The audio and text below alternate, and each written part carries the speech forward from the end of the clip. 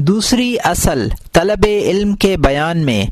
اے عزیز جان کہ جناب نبی کریم صلی اللہ علیہ وسلم نے فرمایا، طلب العلم فریضۃ علی کل مسلم و مسلمہ،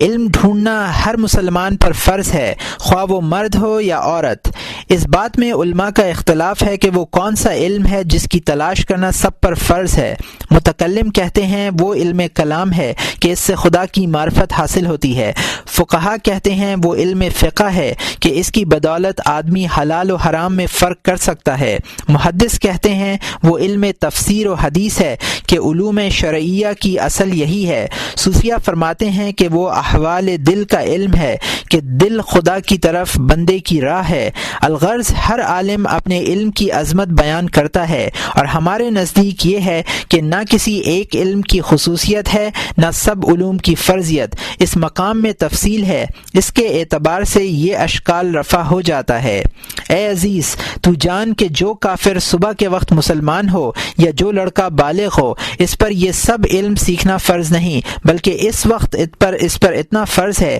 کہ لا الہ الا اللہ محمد رسول اللہ کے معنی جانے، اور ان معنوں کا علم اس طرح حاصل ہوتا ہے کہ اہل سنت کے عقائد جو پہلی اصل میں ہم نے بیان کیے ہیں حاصل کرے۔ اس طرح پر حاصل کرنا ضروری نہیں کہ ان عقائد کے دلائل بھی جان لے، دلائل کا جاننا اس پر لازم نہیں، لیکن ان عقائد کو قبول کر لے اور سب پر یقین کر لے، اور ان کا تفصیلاً جاننا بھی واجب نہیں، مگر خدا، رسول، آخرت، بہشت، دوزخ، حشر نشر، تمام باتوں کا اعتقاد رکھے، اور یہ جان لے کہ اس کا خدا ان صفات پر ہے، اور اسی خدا کی طرف سے رسول مقبول صلی اللہ علیہ وسلم کی زبانی پیغام و احکام آئے ہیں۔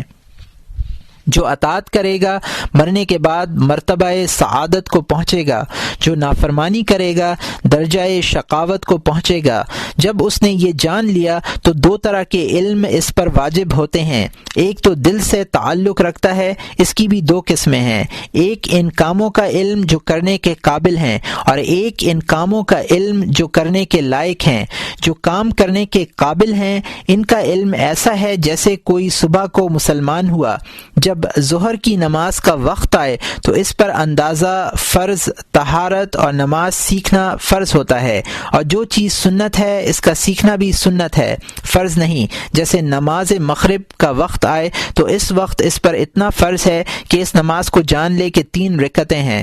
اس سے زیادہ جاننا فرض نہیں۔ اور جب رمضان شریف آئے تو روزے کا جاننا اس قدر اس پر فرض ہو جاتا ہے کہ یہ جان لے کہ روزے کی نیت فرض ہے، اور صبح سے غروب آفتاب تک کھانا پینا جمع کرنا حرام ہے۔ اگر سونے کے 20 دینار اس کے پاس ہو تو زکوٰۃ کا جاننا اس وقت فرض نہیں۔ ہاں، جب سال بھر گزر جائے تو فرض ہوتا ہے کہ اس کی زکوٰۃ کی مقدار اور مصارف و شرائط معلوم کرے، اور جب تک حج لازم نہ ہو حج کا علم اس پر فرض نہیں ہوتا، اس لیے کہ حج کا وقت عمر بھر ہے۔ اسی طرح جب کوئی کام پیش آتا ہے اس وقت اس کا علم بھی فرض ہو جاتا ہے، جس وقت نکاح کرے اس وقت اس کا علم بھی فرض ہو جاتا ہے۔ مثلا یہ جاننا کہ خاوند پر بیوی کا کیا حق ہے، اور حالت حیض میں جمع کرنا درست نہیں، اور حیض کے بعد غسل کرنے تک جمع نہ کرنا چاہیے، اور اس کے سوا اور جو چیزیں نکاح سے تعلق رکھتی ہیں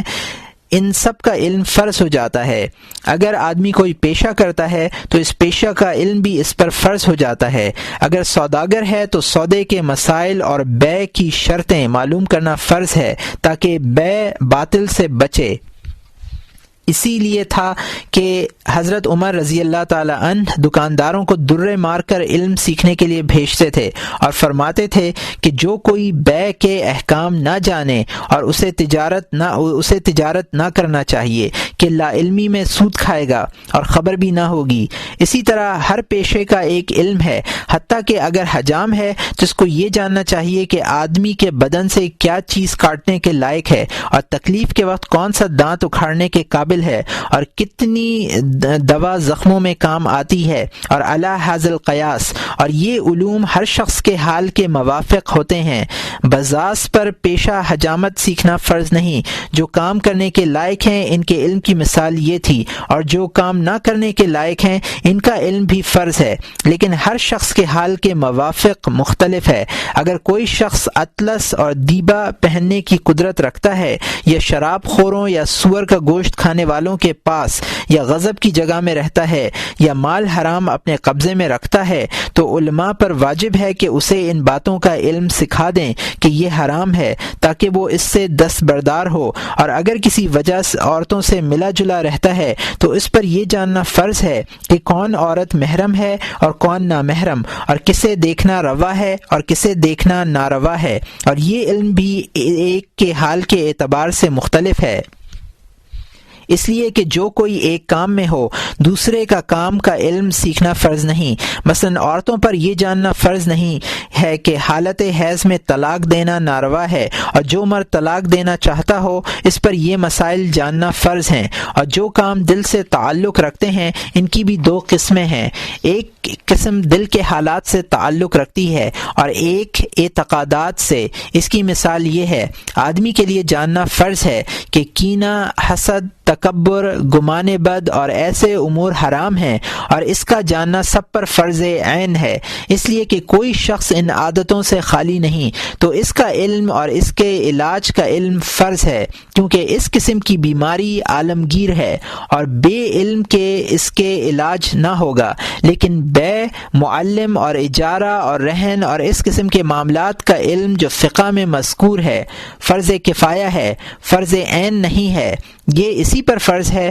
جو ایسے معاملات کرنا چاہتا ہو، اور اکثر مخلوق ان معاملات سے خالی نہیں رہ سکتی۔ دوسری قسم جو اعتقادات سے تعلق رکھتی ہے یہ ہے کہ اگر خدا نخواستہ کسی کے اعتقاد میں کچھ شک پیدا ہو جائے، تو اگر شک ایسے اعتقاد میں ہے جو واجب ہے، یا جس اعتقاد میں شک آنا درست نہیں ہے، تو اس شک کو دل سے نکال باہر کرنا فرض ہے۔ ان سب باتوں سے معلوم ہوا کہ طلب علم سب مسلمانوں پر فرض ہے، کیونکہ کوئی مسلمان جنس سے علم سے مستغنی و بے پرواہ نہیں، بلکہ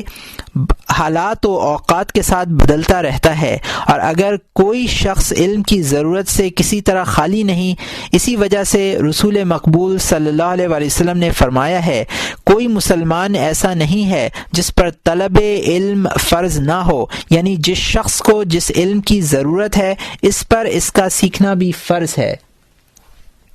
فصل، جب یہ معلوم ہو گیا کہ ہر شخص پر علم سیکھنا فرض ہے جس کا معاملہ وہ کرتا ہو، تو معلوم ہوا کہ عوام الناس ہمیشہ اس خطرے میں ہیں کہ ان کو کوئی کام آ پڑے، وہ یہ نہ سمجھیں کہ اس میں کوئی خطرہ نہیں ہے اور اسے بے خوف و خطر نادانی سے کر بیٹھیں۔ اگر اس کام کی اکثر حاجت ہوتی ہے اور وہ کام نادر نہیں ہے تو ان کی نادانتی کا عذر کچھ عذر نہیں۔ مثلا حالت حیض میں یا حالت حیض میں غسل سے پہلے کوئی شخص اپنی بیوی کے ساتھ جمع کرے اور کہے کہ میں نہیں جانتا تھا کہ یہ منع ہے، تو اس کا یہ عذر کچھ عذر نہیں۔ یا کوئی عورت صبح سے پہلے پاک ہو اور مغرب اور عشاء کی نماز قضا نہ کرے کہ یہ مسئلہ اسے معلوم نہیں۔ یا کوئی مرد اپنی بیوی کو حالت حیض میں طلاق دے اور اسے یہ فیصلہ نامعلوم ہو کہ ایسی حالت میں طلاق دینا حرام ہے، تو اس کی لا علمی کا عذر قبول نہ ہوگا۔ قیامت کے دن اس سے کہا جائے گا کہ ہم نے تجھ سے کہہ دیا تھا کہ طلب علم فرض ہے، تو اس سے کیوں باز رہا کہ مبتلا حرام ہوا۔ ہاں، جو کام ناروا ہے اور اس کے کرنے کی توقع نہ ہو اور لا علمی سے خلاف شرع ہو جائے تو آدمی معذور ہے۔ فصل، جب یہ معلوم ہوا کہ عوام اس خطرے سے کبھی خالی نہیں، تو معلوم ہوا کہ آدمی کے لیے علم سے بہتر اور بزرگ تر کوئی شغل نہیں۔ آدمی کام جو کرتا ہے دنیا کے واسطے کرتا ہے، تو علم بھی بہت لوگوں کے لیے اور پیشوں سے بہتر ہے، کیونکہ علم سیکھنے والا چار حالتوں سے خالی نہیں، یا خیرات پانے کی وجہ سے خواہ اور کسی وجہ سے دنیا کی طرف سے مطمئن ہے اور کافی مال اس کے پاس ہے، تو علم اس کے مال کی حفاظت کا ذریعہ ہوگا، اور دنیا میں اس لیے یہ باعث عزت اور عقبہ میں اس کے لیے موجب سعادت ہوگا۔ اس کے پاس کافی اور وافی مال نہ ہو مگر اس میں قناعت کی صفت ہو کہ جو کچھ ہو اس پر اکتفا کرتا ہے، اور مسلمان ہوتے ہوئے درویشی کا مرتبہ بھی جانتا ہے کہ درویش امیروں سے 500 برس پہلے جنت میں جائیں گے۔ ایسے شخص کے حق میں بھی علم آسائش دنیا اور سعادت عقبہ کا سبب ہوتا ہے۔ یا جانتا ہے کہ اگر میں علم سیکھوں گا تو بیت المال سے یا مسلمان بھائیوں کے ہاتھ سے حق حلال مجھے اس قدر ملے گا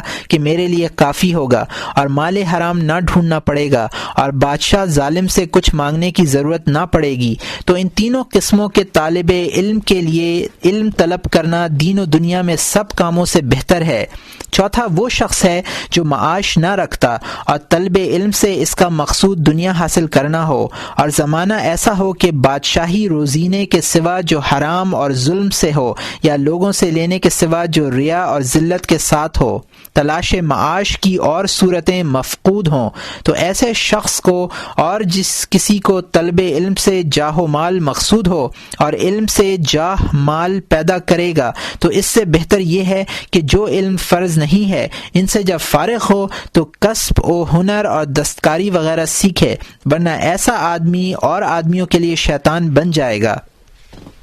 اس کے ذریعے سے لوگ بہت تباہ اور سخت گمراہ ہوں گے۔ جو جاہل اسے حرام کا مال لیتے ہیلے اور تعویلیں کرتے دیکھے گا، وہ دنیا حاصل کرنے میں اس کی اقتدا کرے گا، اور بھائی کی نسبت ضلالت لوگوں میں زیادہ پھیل جائے گی۔ ایسا عالم جتنا کمتر ہو بہتر ہے۔ تو آدمی کے لیے یہی بہتر و مناسب ہے کہ دنیا کو دنیا کے کاموں ہی سے طلب کرے، اور خدا کا نام خدا ہی کے لیے ہے۔ دین کے کاموں میں دنیا تلاش نہ کرے، گوہر آبدار میں نجاست نہ بھرے۔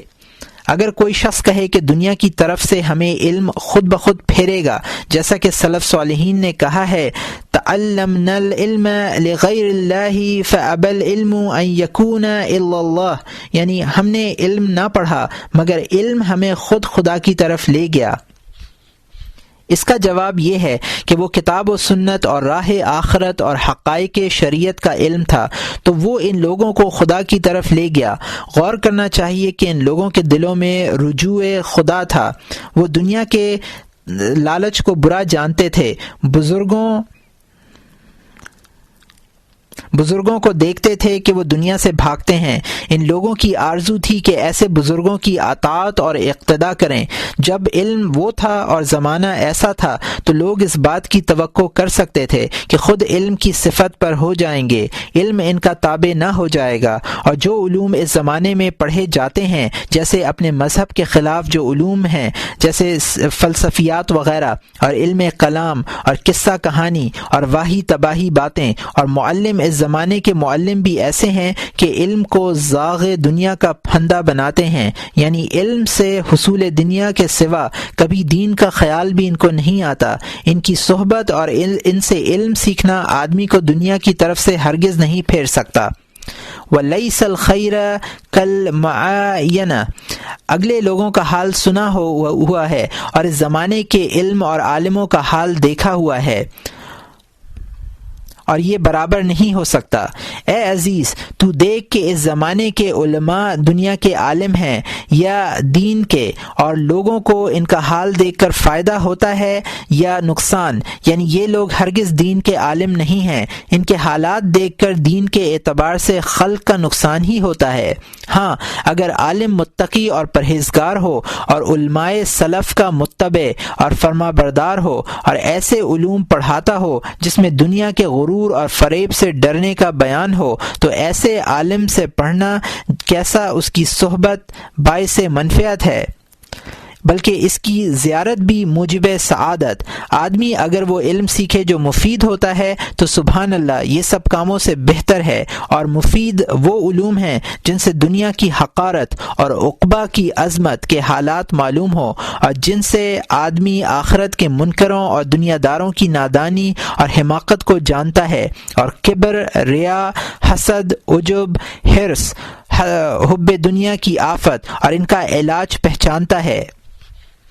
یہ علم دنیا کے لالچی کے حق میں بھی ایسا ہے جیسے پیاسے کے حق میں پانی اور بیمار کے حق میں دوا۔ لالچی جب فقہ اور خلاف مذہب علوم، منطق، حکمت وغیرہ اور علم کلام و علم ادب، یعنی جن علوم سے دنیا کی حقارت دل میں نہیں آتی، پڑھے گا تو اس کی مثال ایسی ہے جیسے کوئی بیمار ایسی دوا کھائے جس سے بیماری اور بڑھ جائے۔ اس لیے کہ یہ علوم اکثر طور پر فخر، عداوت، خود آرائی، تکبر، تلاش جاہ و دولت کا تخم دل میں بوتے ہیں، اور جتنا زیادہ پڑھے گا اتنا ہی یہ ناپسندیدہ اوصاف میں زیادہ مضبوط ہوتے ہیں۔ اگر آدمی ایسے لوگوں سے صحبت رکھے جو فقیہ ہونے کا دعویٰ کرتے اور خلاف مذہب علوم میں مشغول رہتے ہیں، ایسی صورتحال پیدا ہو جاتی ہے کہ اگر کبھی اس سے توبہ کرنا چاہے تو بھی اس سے توبہ دشوار ہوتی ہے۔